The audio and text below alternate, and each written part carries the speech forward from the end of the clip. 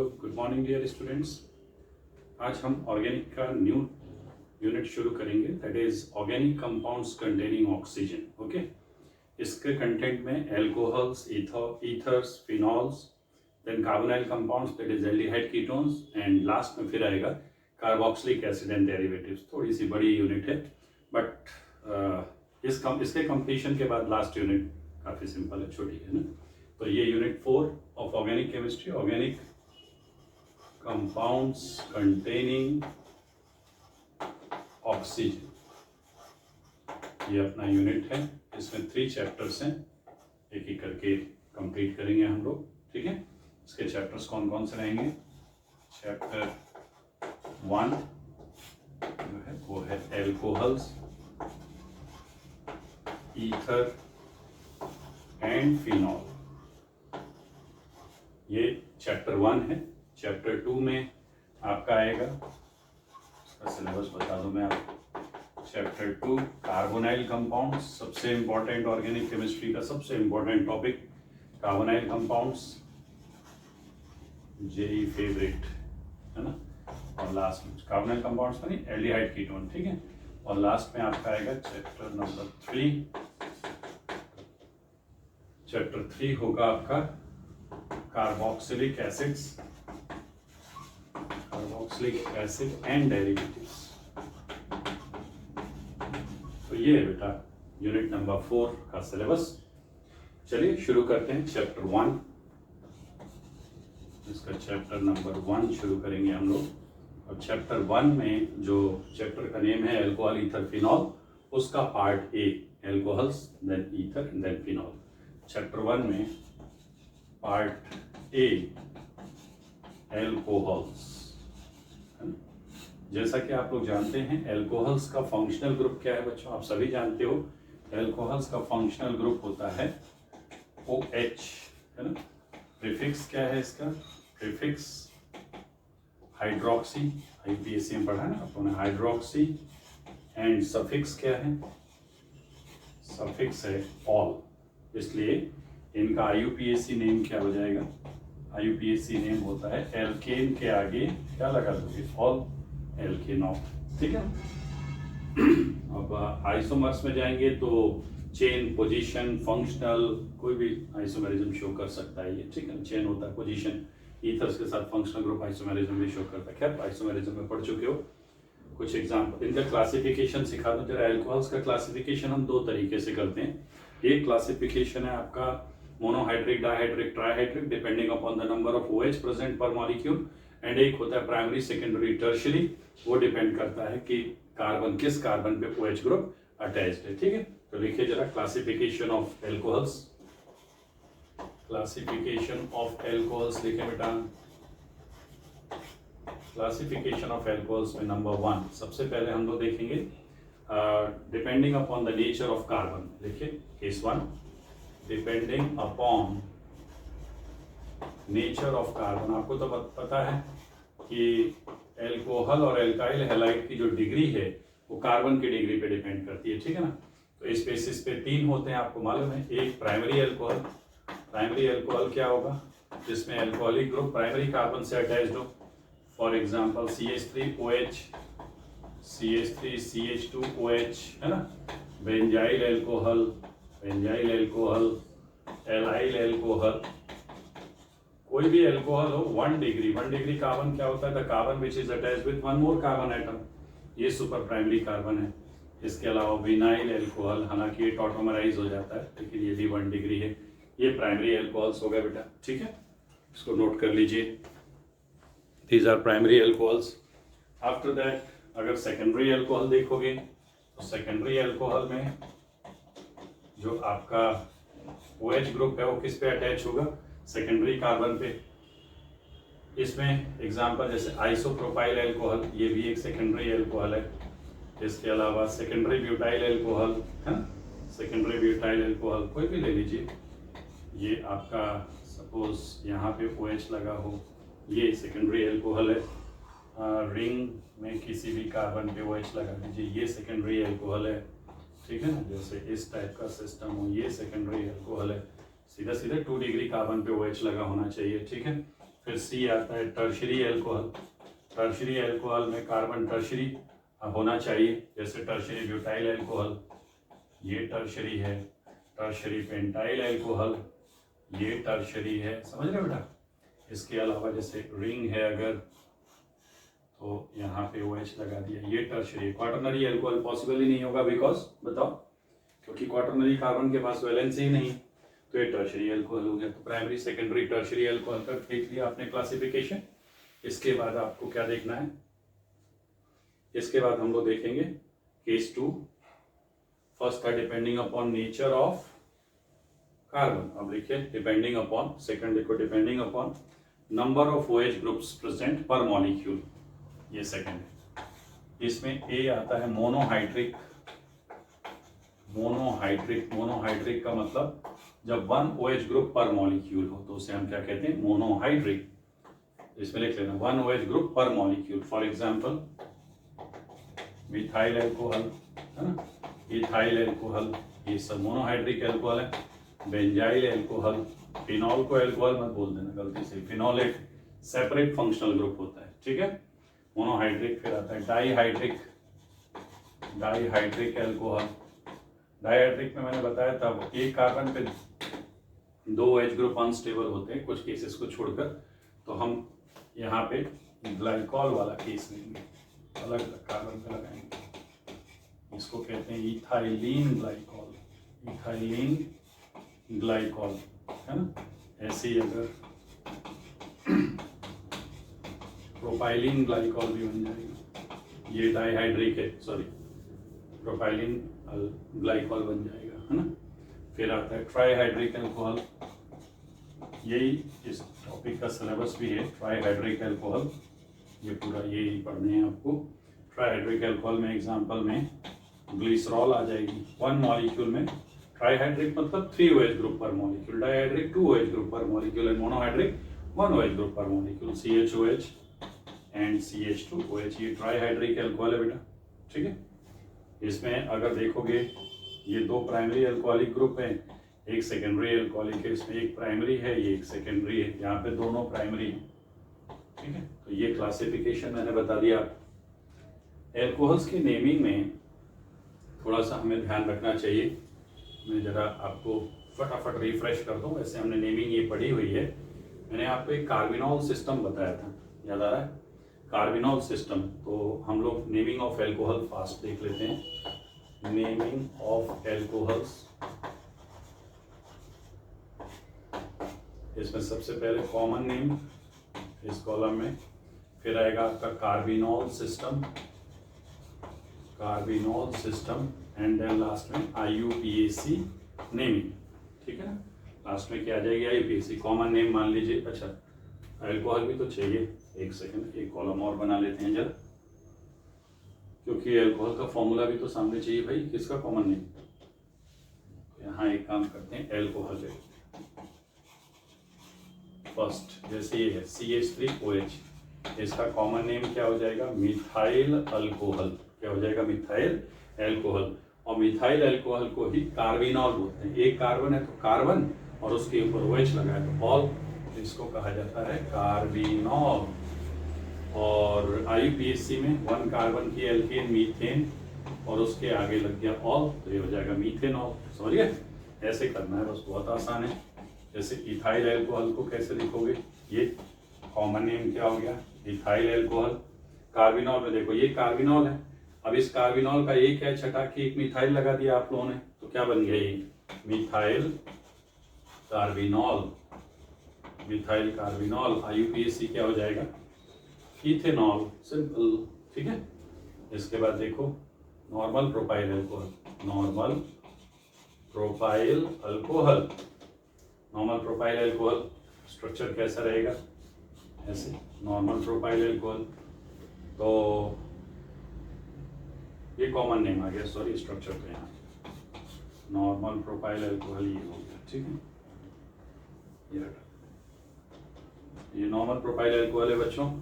Carbinol में क्या किया है, एक है छठा के इथाइल लगाया है, तो इथाइल कार्बिनॉल, इथाइल कार्बिनॉल। और IUPAC प्रोपेन 2 कार्बन के बाद नंबरिंग करनी होती है, टू ऑल। ये देखो 4th, ये आपका आइसोप्रोपाइल अल्कोहल है, सब जानते ही हो आप लोग, आइसोप्रोपाइल अल्कोहल है। अब इसमें क्या किया आपने, ये मिथेनॉल सिस्टम है, इस पे 2 मिथाइल लगा हुआ है।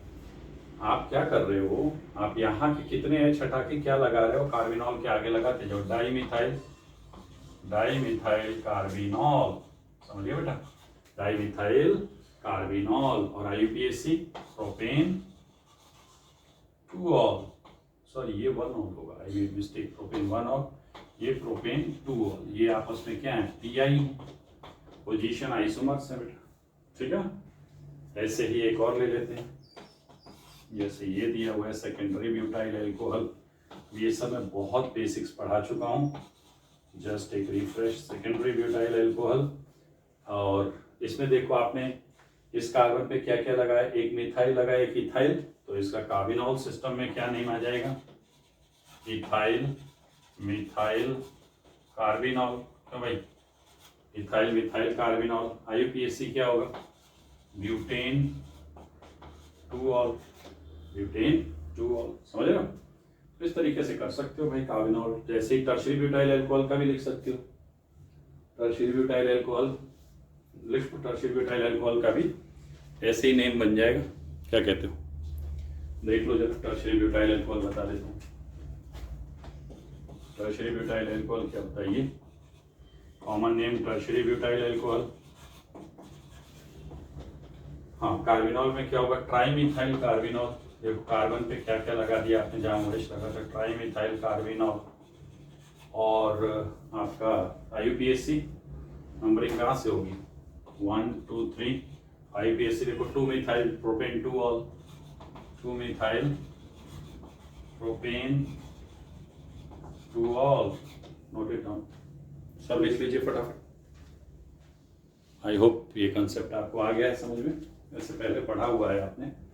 अब हम चलते हैं बेटा एक्चुअल बिजनेस पे, दैट इज प्रिपरेशन ऑफ। अच्छा अभी ध्यान रखिए, अब आप हेडिंग लिखेंगे, अल्कोहल में भी 3 अल्कोहल है, ठीक है ना, अल्कोहल में भी 3 अल्कोहल है, मोनोहाइड्रिक, डाइहाइड्रिक, ट्राइहाइड्रिक। तो सेंट्रल हेडिंग लिख लीजिए, पहले हम मोनोहाइड्रिक पढ़ेंगे, फिर डाइहाइड्रिक, ट्राइहाइड्रिक पढ़ेंगे, एक एक करके, ठीक है। तीनों सिलेबस में है आपके। देखिए ए, इसमें अल्कोहल्स में ए अब हम पढ़ने जा रहे हैं, या first monohydric alcohol. Monohydric alcohol मतलब 1 OH ग्रुप पर मॉलिक्यूल, उसको मोनोहाइड्रिक अल्कोहल कहते हैं। सबसे पहले प्रिपरेशन, अल्कोहल आप कई सारे मेथड से प्रिपेयर कर चुके हो, अगर आपको याद हो, जैसे मैं आपको बताता हूँ, फर्स्ट फ्रॉम एल्काइल हैलाइड, याद आ गया, SN1 SN2, एल्काइल हैलाइड से अल्कोहल बनाया था कि भूल गए, बनाया था कैसे, एल्काइल हैलाइड में अब मैं शॉर्ट में बताऊंगा, एक्वस KOH ऐड किया, depending upon the nature of alkyl halide you will get either SN1 और SN2, आपको अल्कोहल मिल जाएगी, सिंपल।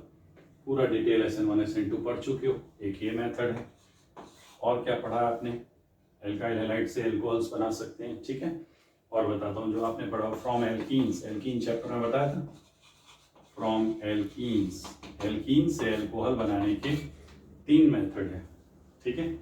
कौन कौन से, A by acid catalysed hydration, acid catalysed hydration, इसमें क्या क्या होता है, मार्कोनिकॉफ रूल, कार्बोकेटाइन इंटरमीडिएट और रीअरेंजमेंट पॉसिबल, याद आ गया, Markovnikov rule, carbocation intermediate, rearrangement possible. देखो रिवीजन शुरू हो गया, जैसे मान लीजिए ये था, ये लिया, या मैं तीनों लिख दूं फिर एक ही एग्जांपल में बता दूंगा, ठीक है बेटा, वैसे बताया हुआ है बट बार बार मैं इसलिए बता देता हूँ कि आपको रिफ्रेश होता है टॉपिक।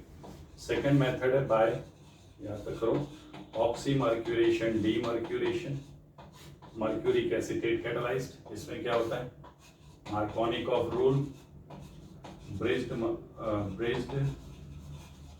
मर्क्यूरिनियम आयन इंटरमीडिएट है ना, और no rearrangement, no rearrangement. Carbocation बनता ही नहीं है तो रीअरेंज कैसे होगा। और सी याद होगा आपको बाय HBO, सभी बच्चों को याद आ जाना चाहिए। HBO में हम क्या क्या करते हैं बताओ। HBO में एंटी मार्कोनिकॉफ रूल, ठीक है, ट्राई एल्काइल बोरेन मिलता है इसमें हाइड्रोबोरेशन के समय, और जब ऑक्सीडेशन कर देते हैं तो एल्कोहल मिल जाती है। No rearrangement, no rearrangement. ये लो बेटा, ये एल्कीन से प्रिपरेशन मेथड आप लोगों ने देख ली। पूरी रिएक्शंस मैंने आपको डिटेल में पढ़ाया हुआ है एल्कीन चैप्टर में। अगर आप लोग एल्कीन चैप्टर में जाके देखोगे तो आपको ये टॉपिक मिल जाएगा। एक शॉर्ट एग्जांपल से इसको मैं समझा देता हूँ।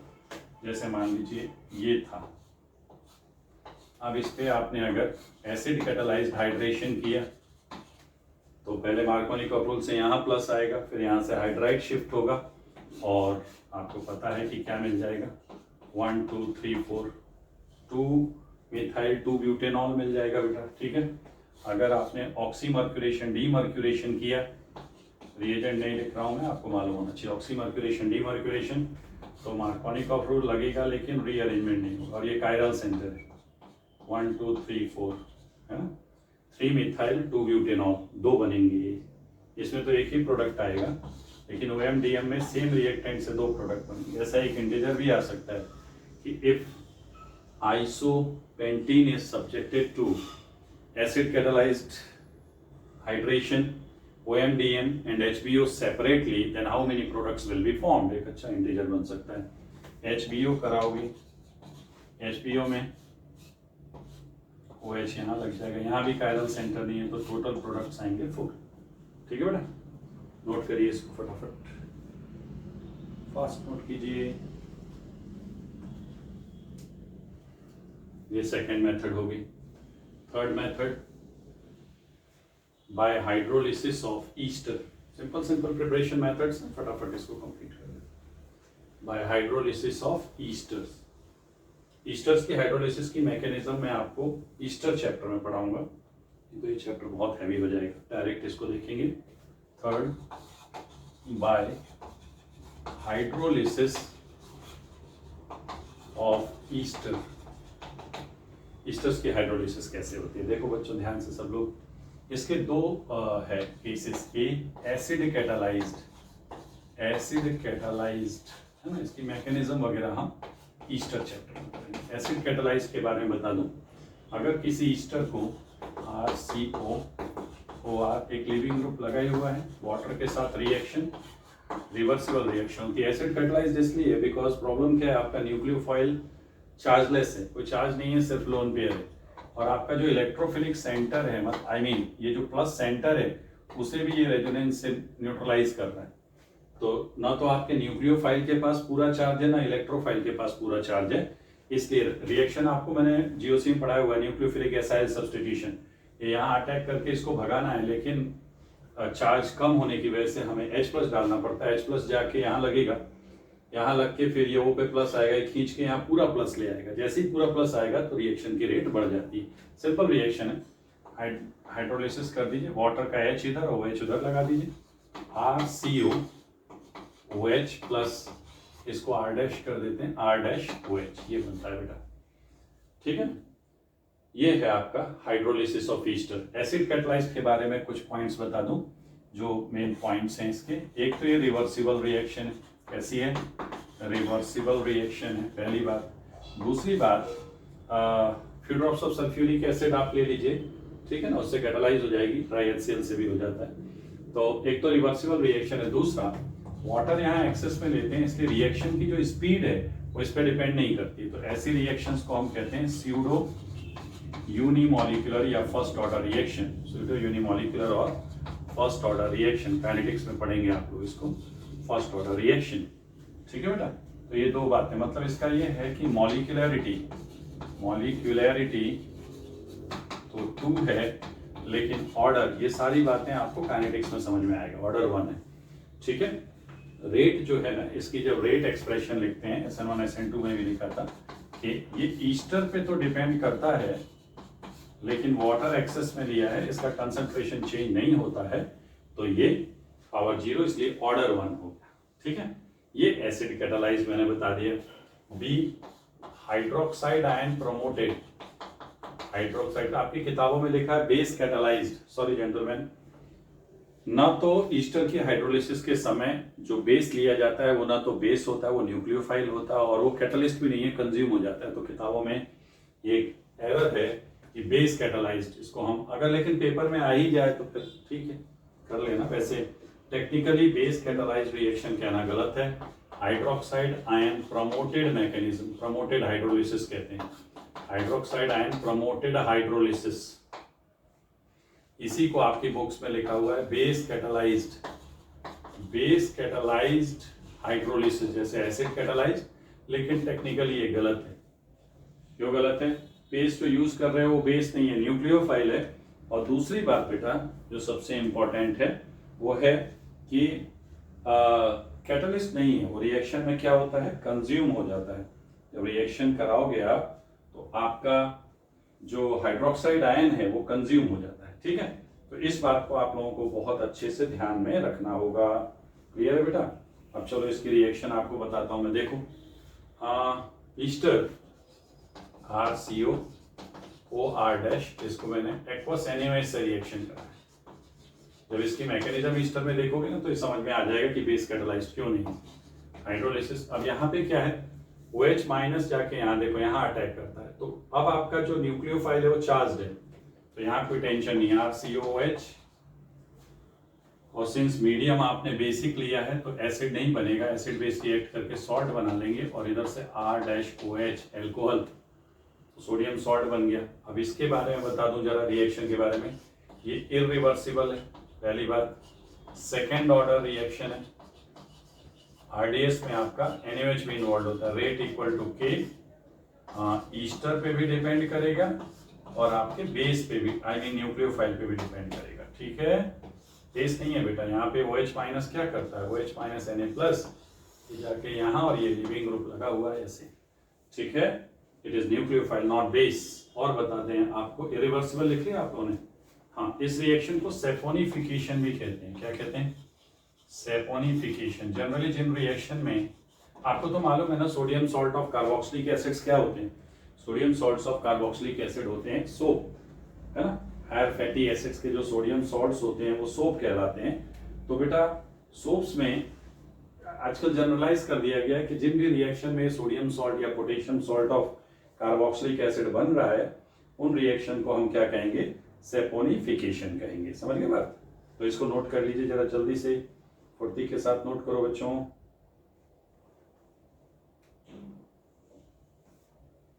इसको फास्ट नोट करेंगे सभी लोग।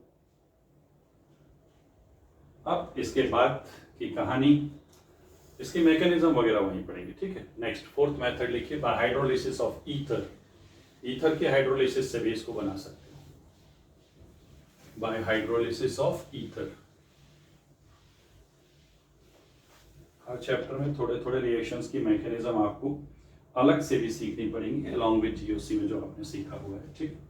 तो नेक्स्ट मेथड है फोर्थ, बाय हाइड्रोलिसिस ऑफ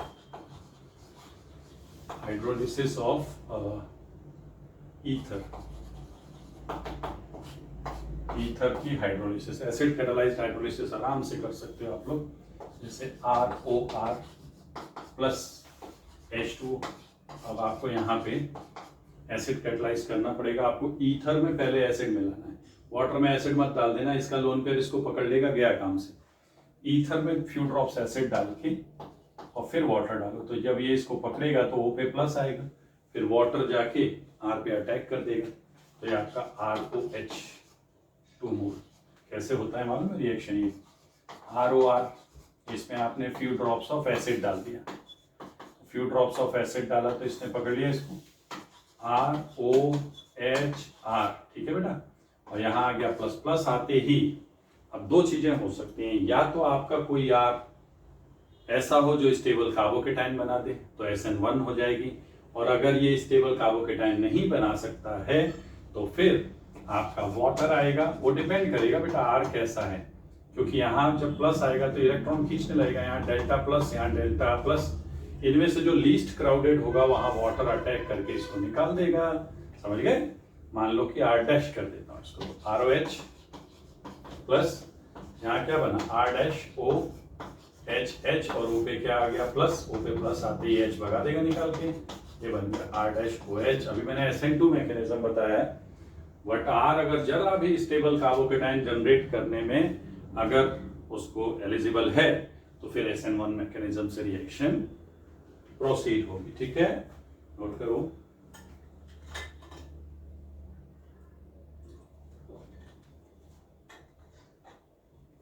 अच्छे से लिख लीजिए बेटा इसको। नेक्स्ट मेथड फिफ्थ, बाय, ये इंपॉर्टेंट है, ठीक है, by reduction of carbonyl compounds, carbonyl compounds के रिडक्शन से भी आप क्या बना सकते हो, बोलो, एल्कोहल बना सकते हो। कैसे? रिएजेंट कौन कौन से होते हैं पहले ये दिखा देता हूँ। रिएजेंट जो आप ले सकते हो, एक है फेवरेट आपका lithium aluminium hydride in ether, ये कर सकते हो, पावरफुल है। सेकेंड है आपका sodium borohydride NaBH4 ethyl alcohol, ये यूज कर सकते हो। ठीक है, ये दो मेन हैं कार्बोनाइल कंपाउंड को अल्कोहल में बदलने के लिए। इसके अलावा आप निकल प्लेटिनम पैलेडियम जो है H2 ओवर निकल और Na निकल ले लो, प्लेटिनम पैलेडियम, ये भी यूज कर सकते हो। या एक और है सोडियम ले लो और इथाइल अल्कोहल में ऐड कर दो, ये कहलाता है बाउवेल्ट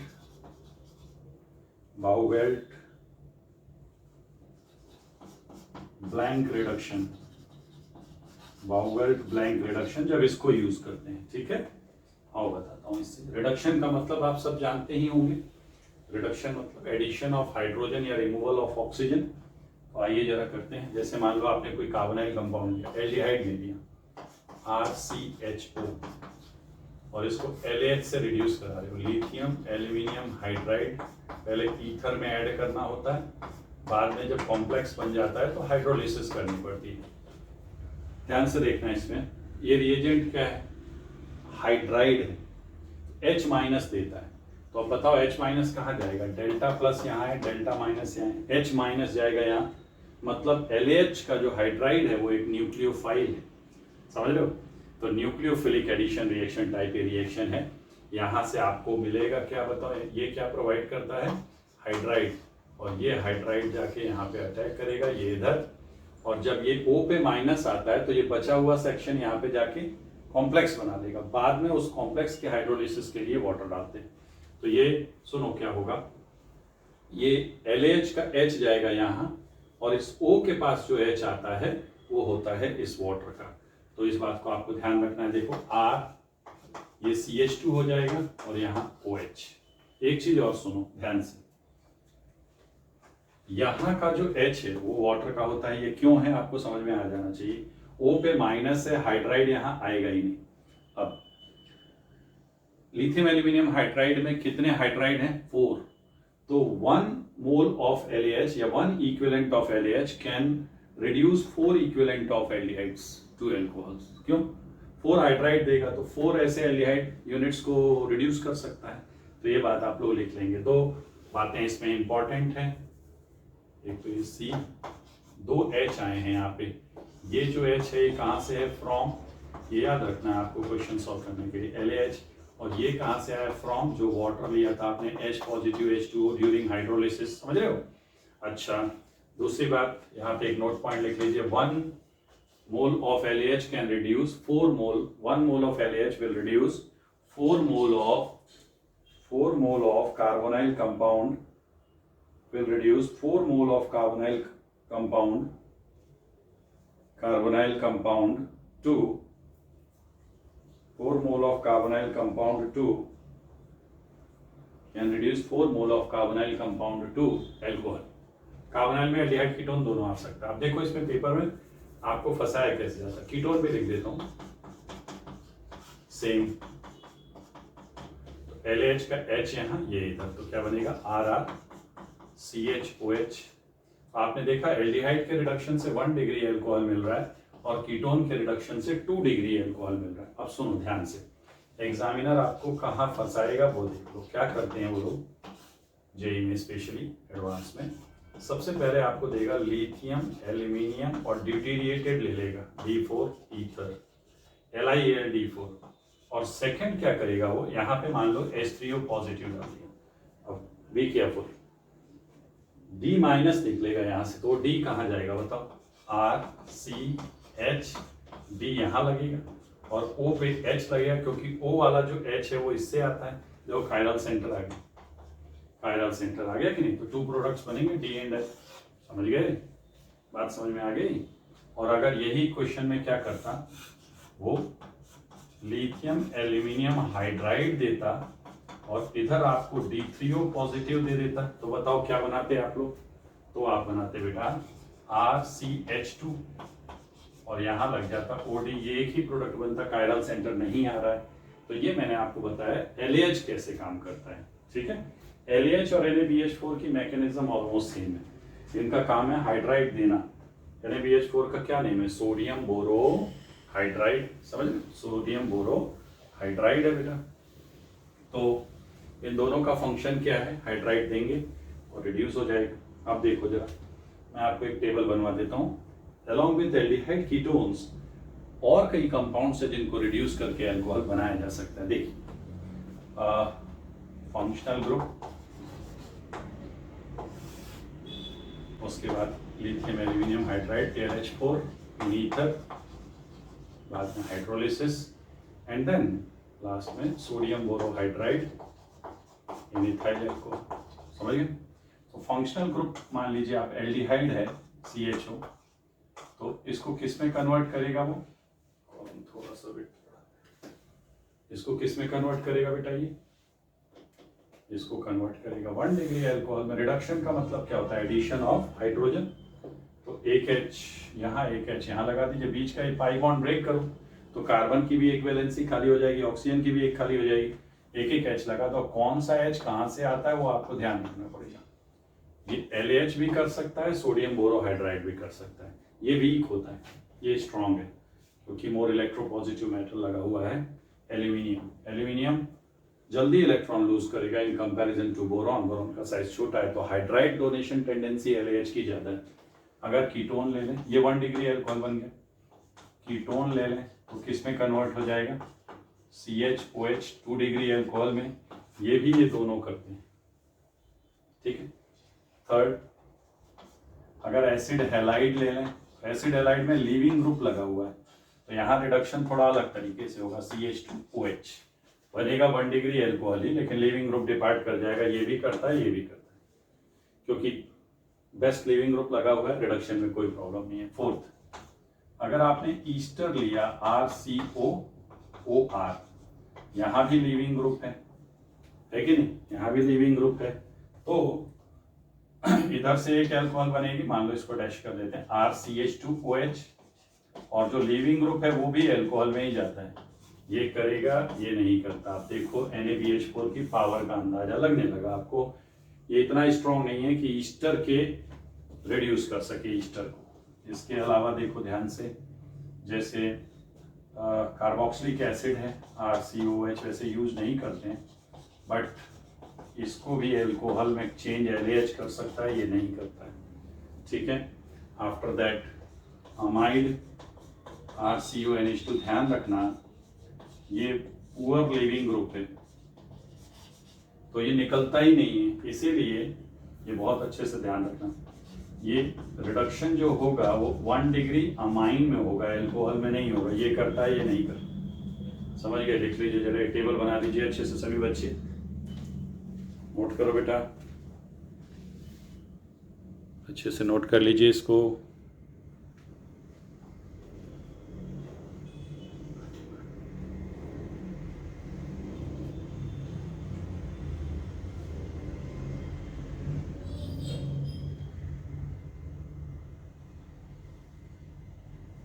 कर लिया नोट।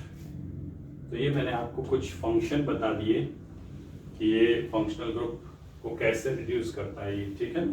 ये दोनों रिड्यूसिंग एजेंट आपको अच्छे से आने चाहिए बेटा। मैं एक प्रिंटेड टेबल भी शेयर कर दूंगा वेरियस रिड्यूसिंग एजेंट की, उससे भी आप लोगों को हेल्प मिल जाएगा, ठीक है। चलिए खैर ये लास्ट वाला अपने काम का नहीं था, बट एल्कोहल इतने से बना सकते हैं। देखो जेई में क्वेश्चन कैसे आते हैं, जैसे मान लो आपको ये एक कंपाउंड दे दिया गया, ये भी रिसेंट ज़्यादा दिन नहीं हुए, ये एडवांस में आया हुआ क्वेश्चन है।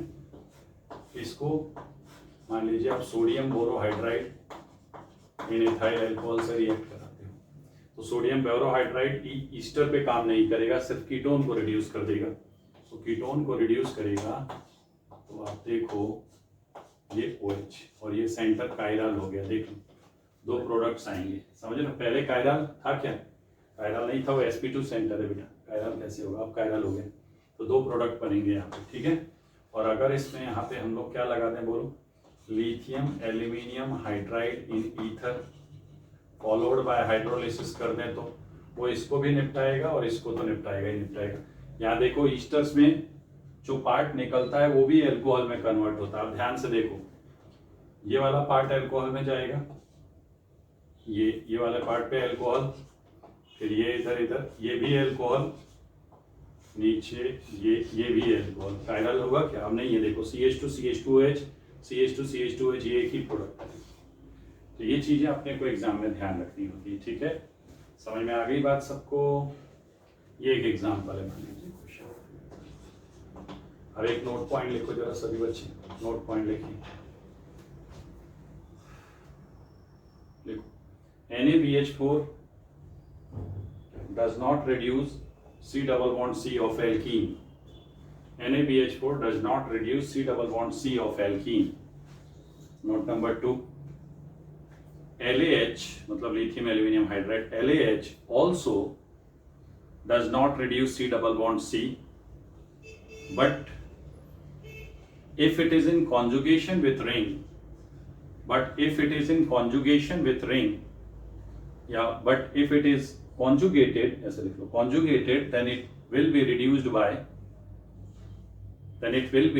by LaH। देखो ध्यान से, जैसे आपके पास PH CH double bond CH और CHO है, ये एक एल्डिहाइड है। तो देखो एल्कोहल में एल्डिहाइड के रिएक्शंस पढ़ने लगे आप। इसमें अगर बेटा हम डाल दें lithium aluminium hydride in ether, बाद में हाइड्रोलिसिस, तो ये देखो बेंजीन रिंग लगी होने की वजह से C double bond C resonance में होगा कि नहीं। तो रेजोनेंस में जब होगा तो आपका LaH इसको रिड्यूस कर देगा, CH2 डबल बॉन्ड रिड्यूस होकर एल्केन में बदल जाएगी और एल्डिहाइड एल्कोहल में चला जाएगा। लेकिन अगर यहीं आपने सोडियम बोरोहाइड्राइड यूज कर लिया इन एथाइल अल्कोहल इथेनॉल, ठीक है ना, इथेनॉल, तो क्या होगा बोलो, तो रिडक्शन डबल बॉन्ड का नहीं होगा, ठीक है। ये देखिए एल्डिहाइड को अल्कोहल में तो बदल देगा वो, लेकिन डबल बॉन्ड को रिड्यूस नहीं करेगा। सभी बच्चे अच्छे से देख लो, ध्यान से समझ लो। चलो भाई आगे बढ़ते हैं। लेकिन अगर आपका डबल बॉन्ड कॉन्जुगेशन में नहीं है, अगर डबल बॉन्ड कॉन्जुगेशन में नहीं है, जैसे यहां तो था, ठीक है, अगर नहीं है, जैसे मान लो example CH3 CH double bond CH CHO, ये सिनेम एल्डिहाइड था, वो क्रोटोन एल्डिहाइड है, ठीक है। इसको अगर हम LaH लिथियम एल्यूमिनियम हाइड्राइड से रिड्यूस कराएं, अब आपका डबल बॉन्ड रिड्यूस नहीं होगा क्योंकि वो कॉन्जुगेशन में नहीं है। ऐसा क्यों होता है ये हम एल्डिहाइड कीटोन में पढ़ेंगे, बिल्कुल पढ़ेंगे। LaH और NaBH4 उनकी भी यही कहानी है, सेम प्रोडक्ट। लेकिन यहीं अगर आपने हाइड्रोजन ओवर निकल और प्लेटिनम और पैलेडियम लिया, ये पढ़ा था सेबेटियर-सेंट्रेंस रिएक्शन, याद आ रहा है? सेबेटियर-सेंट्रेंस रिएक्शन में मैंने पढ़ाया था, ये डबल बॉन्ड को रिड्यूस करता है, ये इसको भी निपटा देगा, इसको तो निपटाएगा ही। CH3 CH2 CH2 CH2 और OH, ये है बेटा reduction of carbonyl compounds. Note करिए जल्दी जल्दी।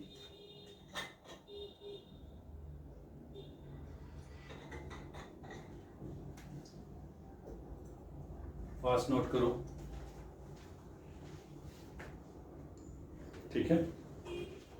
बाउवेल्ट ब्लैंक रिडक्शन मैंने आपको, देखिए ध्यान से, बाउवेल्ट ब्लैंक रिडक्शन का रिएजेंट बताया हुआ है, एक बार देख लो।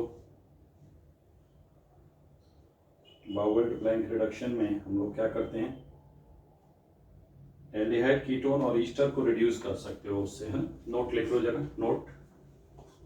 Bye Bouveault Blanc reduction we can reduce, by Bouveault Blanc reduction bracket में सोडियम इन इथाइल अल्कोहल, ये भी एक्टिव हाइड्रोजन है, सोडियम से रिएक्ट कराओगे हाइड्रोजन गैस निकली। By Bouveault Blanc reduction we can reduce aldehydes, ketones and esters, ester को कर देता हूँ, एंड ईस्टर्स टू अल्कोहल। देखो एल्डिहाइड लिया आपने RCHO, same story, sodium in ethyl alcohol, ये इसको रिड्यूस करके 1 डिग्री अल्कोहल में बदल देगा, RCH2OH, है ना, इससे 2 नेसेंट हाइड्रोजन लगेंगे बस, ठीक है।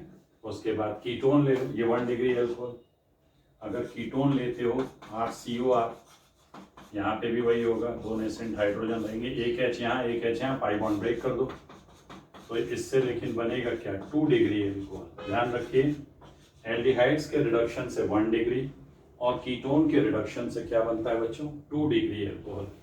ऐसे ही अगर ईस्टर में बस एक चीज ध्यान रखा, लीविंग ग्रुप लगा हुआ है तो 2 अल्कोहल बनते हैं।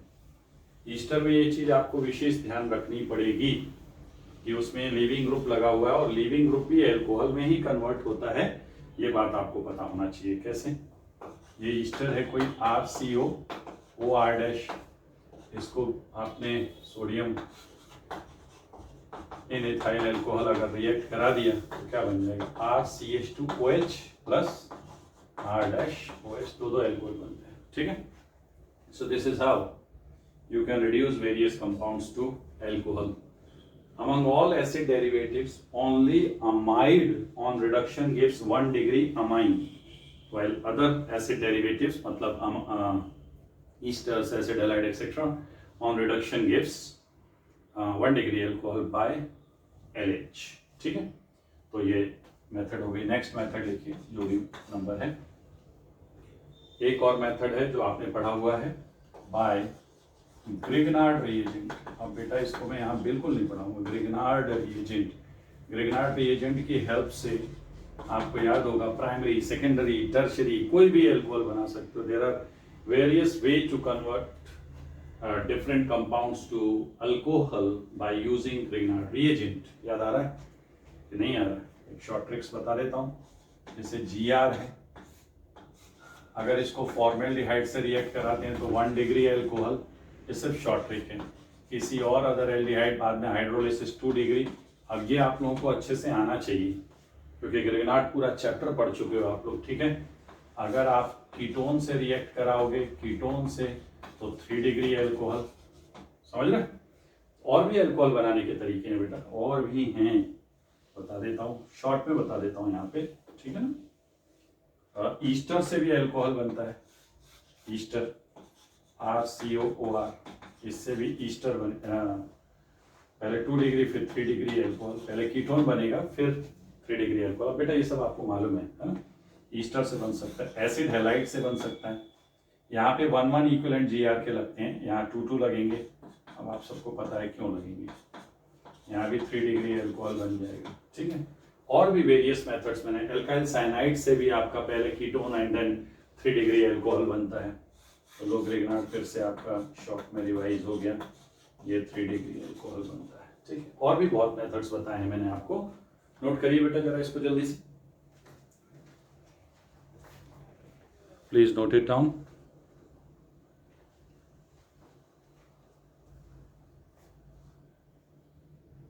क्लियर हो गया? ग्रिग्नार्ड से अच्छे से कर लीजिए। इसमें ग्रिग्नार्ड से और भी मेथड्स हैं जो मैंने आपको बताए हुए हैं, वो आपको मिस नहीं करना है, ठीक है। उसको अच्छे से कर लेना। और भी बताए थे ना अल्कोहल बनाने का, ऑक्सीरेन से भी बनता है, याद आ रहा है? ऑक्सीरेन से ही बनता है, followed by hydrolysis 1 degree alcohol बनेगा। अब ऑक्सीरेन कैसी ले रहे हो उस पर डिपेंड करता है, लीस्ट स्टैंडर्ड साइड पे अटैक करता है, आपको मालूम है। इसके अलावा और बताता हूँ, हाफ मोल O2 से रिएक्शन कराते हैं तो भी अल्कोहल बनती है 1 डिग्री अल्कोहल, ठीक है। तो देख लेना आप लोग ग्रिग्नार्ड के टॉपिक में जितने भी मैंने आपको प्रोसीजर बताए हुए हैं, एल्कोहल बनाने के, उससे बना लीजिए, ठीक है। कर लिया। एक क्वेश्चन देख लो जरा, homework. Identify product of following reaction. Number 1, CH3CHO on treating with NaBD4 in ethyl alcohol. एक ये पहचानना है आपको। सेकेंड, 2-ब्यूटेनोन या ब्यूटेनोन, इसमें NaBH4 डालना है और बाद में ETOD डालना है, ये करना है आपको, ठीक है। थर्ड, ये वाला एक क्वेश्चन करिए।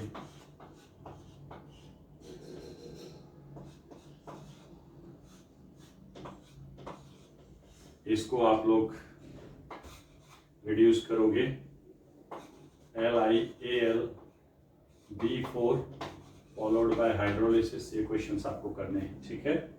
कर लेंगे। इसको एक NaBH4 से भी कर लेना, NaBH4 और इथाइल अल्कोहल से कर लेना, और बाउवेट ब्लैंक रिडक्शन भी कर लेना, NaETOH, ठीक है बेटा। So this is all from today's lecture gentleman. Almost preparation technique हमने प्राइमरी अल्कोहल की पढ़ ली है बच्चों। नेक्स्ट लेक्चर में मैं आपको अल्कोहल्स, प्राइमरी अल्कोहल्स की प्रॉपर्टीज बताऊंगा, and then secondary and tertiary alcohol की तरफ प्रोसीड होंगे। So thank you very much for being with me. God bless you all.